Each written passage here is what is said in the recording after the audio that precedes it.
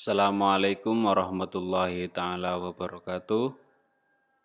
Kita memasuki materi selanjutnya, yaitu tentang cara belajar yang efektif. Perkenalkan, nama saya Syarifuddin, bisa dikenal dengan Syarif. Di SMK, saya ditugaskan untuk mengajar jurusan multimedia. Baik, untuk menyingkat durasi video ini, kita langsung masuk ke materi intinya, yaitu tentang bagaimana cara belajar yang efektif. Baik, kita bahas dari awal dulu. Belajar, kata-kata itu yang sering kali kita dengar. Belajar rasanya jadi suatu keharusan, ya, dalam tanda petik ya. Kadang tuntutan untuk belajar itu bukan hanya datang dari diri kita sendiri, melainkan juga datang dari orang tua, dari guru, dan sebagainya. Tak jarang orang tua menuntut kalian untuk terus belajar. Setelah 12 jam atau mungkin 8 jam seharian belajar di sekolah, sorenya kalian harus ikut les tambahan atau mungkin ikut ekstrakurikuler. Lalu demi mengejar nilai yang tinggi, kalian harus masih begadang masukin materi-materi yang lain, atau mungkin mengerjakan PR di malam harinya. Nah, itu beberapa kegiatan-kegiatan yang mungkin sering kalian lakukan di rumah. Nah, sekarang itu menjadi masalah. Masalahnya, cara belajar seperti itu, apakah cara belajar yang efektif? Kalian bisa jawab? Menurut saya, cara belajar yang seperti itu adalah belajar yang tidak efektif. Seringkali sebagai seorang dengan label pelajar, kita seperti halnya dipaksa untuk belajar terlalu keras. Misalkan belajar dengan barbar sampai lupa waktu, sampai begadang semalaman, sampai nggak tidur. Padahal kalau secara saintifik, waktu belajar yang paling baik bukanlah malam hari. Pada kenyataannya, sebagai seorang murid, kita bukan cuma berkewajiban untuk belajar saja, tapi lebih dari itu. Kita harus tahu bagaimana caranya belajar dengan menyenangkan, harus tahu caranya untuk apa kita belajar, sehingga materi-materi yang kita pelajari itu masuk dan benar-benar dipahami. Nah, berdasarkan berbagai penelitian, metode belajar yang terbaik, yang efektif dan membuat kita gampang memasukkan materi ke otak adalah belajar dengan menyenangkan. Seperti apa belajar dengan menyenangkan? Yang pertama adalah olahraga. Mungkin olahraga kelihatannya tidak nyambung dengan materi kita, tapi sebenarnya olahraga punya banyak sekali manfaat terhadap otak yang berkaitan dengan cara kerja otak menangkap informasi baru. Nah, di sini ada poster yang menjelaskan beberapa manfaat olahraga bagi otak. Yang pertama adalah mengirimkan nutrisi dan oksigen, yang kedua mempercepat proses informasi, yang ketiga meningkatkan rentang perhatian, yang keempat mengurangi stres, depresi, dan rasa cemas. Selanjutnya menjadikan pikiran jadi lebih fresh, dan yang terakhir meningkatkan kemampuan pemecahan masalah.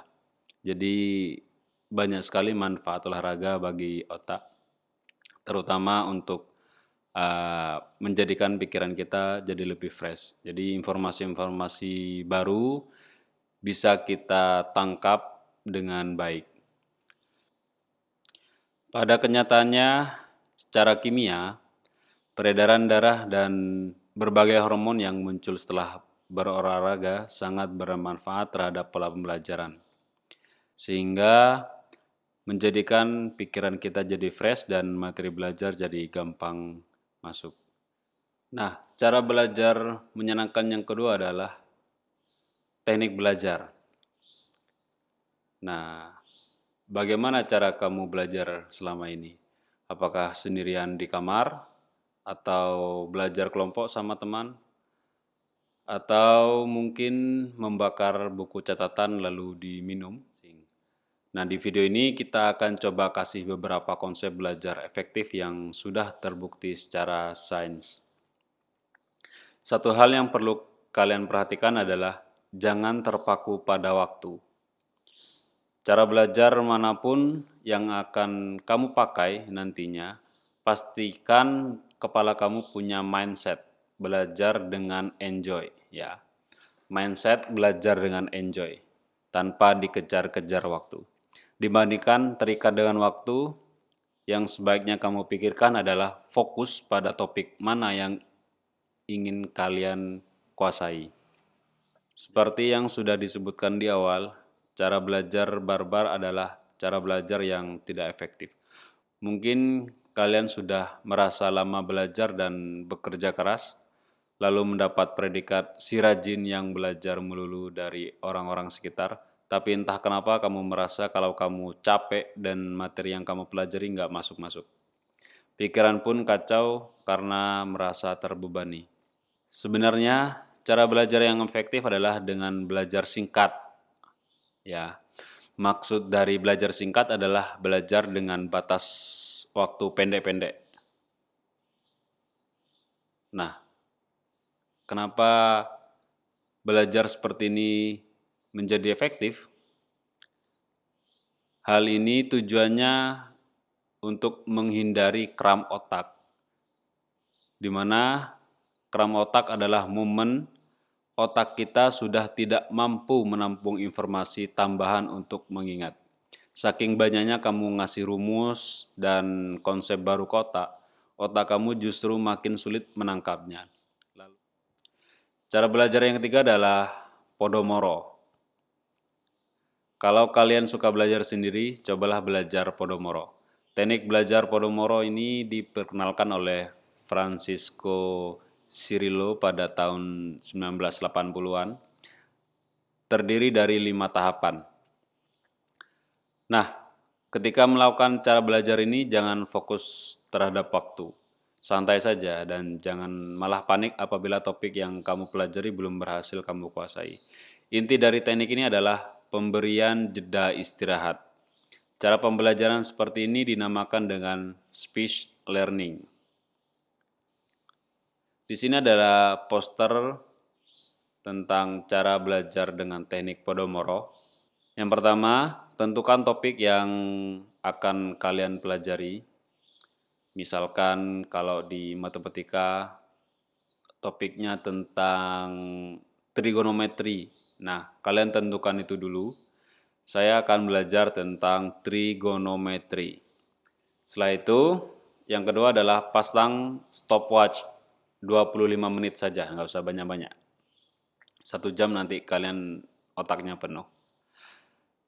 Yang ketiga, fokus pelajari materi tentang trigonometri tadi. Kalian pelajari selama stopwatch masih berjalan. Nah, setelah stopwatch berhenti, coba istirahat 5 menit.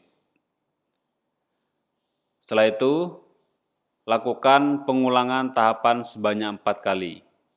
Kamu boleh istirahat 15-30 menit. Coba kalian praktekkan cara belajar dengan teknik Podomoro ini di rumah. Apakah berhasil atau tidak? Jika kalian sudah merasa cukup menguasai materi, coba lanjut dengan latihan yang tingkat kesulitannya terus bertambah. Misalkan mengerjakan soal yang mudah, terus semakin sulit, semakin sulit. Nah, dengan mengerjakan soal yang seperti itu, jauh meningkatkan skill kalian tentang materi itu dibandingkan dengan kalian mengerjakan soal dengan tingkat kesulitan yang sama. Nah, ketika berada dalam sesi belajar, coba deh kalian ambil pulpen atau kertas, lalu tulis materi yang kalian pelajari saat itu.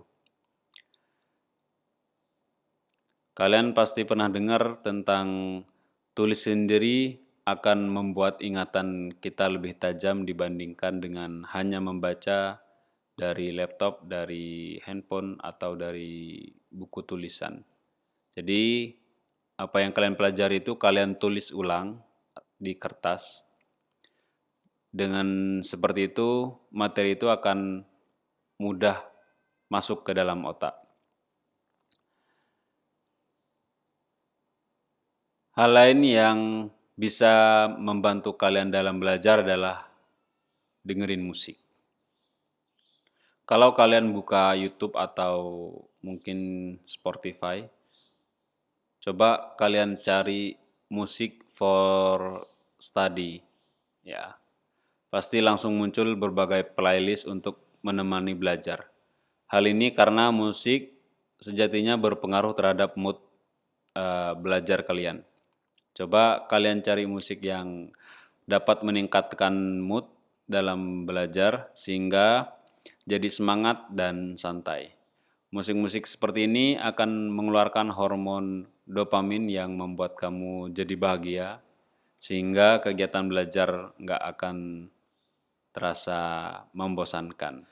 Saat mendengarkan musik, saraf otak juga menjadi lebih aktif. Soalnya sinyal listrik yang dihantarkan melalui gelombang suara dari musik dapat merangsang hubungan antara kedua sisi otak, kanan dan kiri, dan mengaktifkan area otak yang berhubungan dengan memori, kognitif, dan emosional. Teknik belajar yang selanjutnya adalah Feynman. Feynman. Kalau kamu adalah tipe orang yang suka belajar sambil berinteraksi dengan orang lain, coba kalian praktekkan cara belajar Feynman. Seperti apa?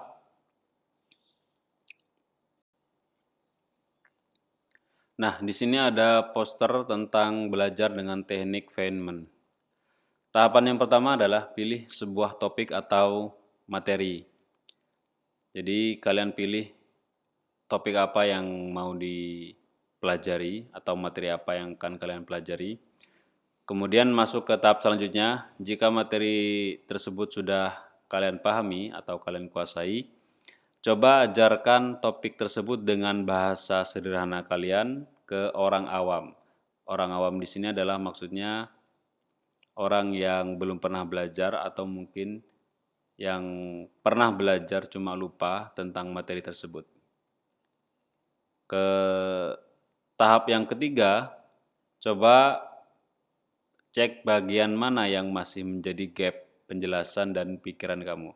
Jadi apa yang kalian jelaskan ke orang awam tersebut, apakah sudah benar atau mungkin sudah sesuai dengan materi yang kalian pelajari atau belum?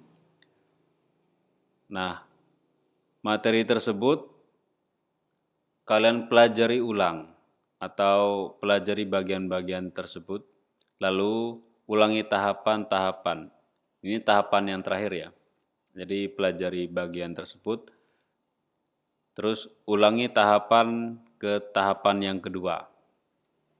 Begitu seterusnya sampai materi atau topik tersebut benar-benar kalian pahami.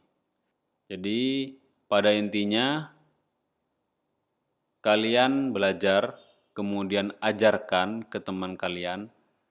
Nah, kalau misalkan teman kalian itu paham dengan penjelasan kalian, itu tandanya kamu sudah paham dan menguasai konsep tersebut dengan baik.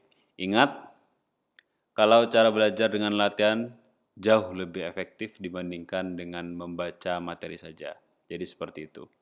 Nah, cara belajar efektif yang terakhir adalah tidur yang cukup. Nah, pastikan kalian punya waktu tidur yang cukup, sehingga ketika bangun di pagi hari, gelombang alfa di otak akan menjadi sangat aktif. Gelombang ini yang membantu otak kalian untuk bisa menyerap informasi baru. Makanya, pelajaran di pagi hari akan terasa lebih enak dan gampang diserap dibandingkan pelajaran yang berlangsung di siang hari menjelang istirahat.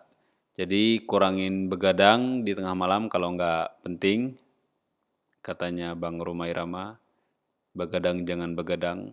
kalau tiada gunanya. Baiklah, demikian materi yang bisa saya sampaikan. Materi ini sepenuhnya saya ambil dari blog.ruangguru.com. Kalian bisa buka website tersebut untuk membaca artikel yang sangat bermanfaat sekali, seperti halnya cara belajar yang efektif menurut penelitian yang saya bahas di video ini. Untuk tugas, kalian rangkum video ini, kemudian tuliskan di kertas, terus foto dan upload di Classroom. Baiklah, demikian video ini saya buat. Jangan lupa untuk like dan subscribe channel baru. Terima kasih, mudah-mudahan bermanfaat. Assalamualaikum warahmatullahi taala wabarakatuh.